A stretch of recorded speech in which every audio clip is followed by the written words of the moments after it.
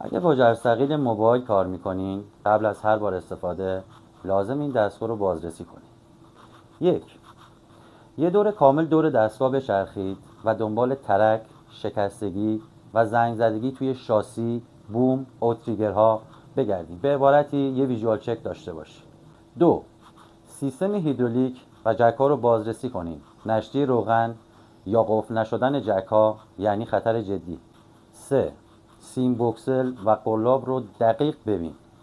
اگر رشته بریده شده یا شکستگی در قلاب دیدین، اصلا نه ازش استفاده کنین و نه اجازه فعالیت به این دستگاه بدین. 4.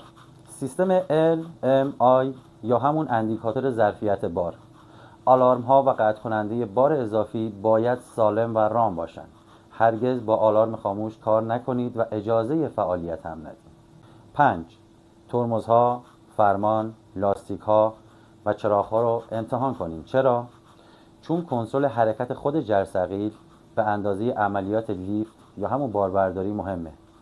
اینم یادتون باشه که بازرسی روزانه توسط اپراتور دستگاه باید انجام بشه و حداقل سالی هم یک بار بازرس فنی تایید صلاحیت شده کل دستگاه رو بازرسی و سرتیفای کنه.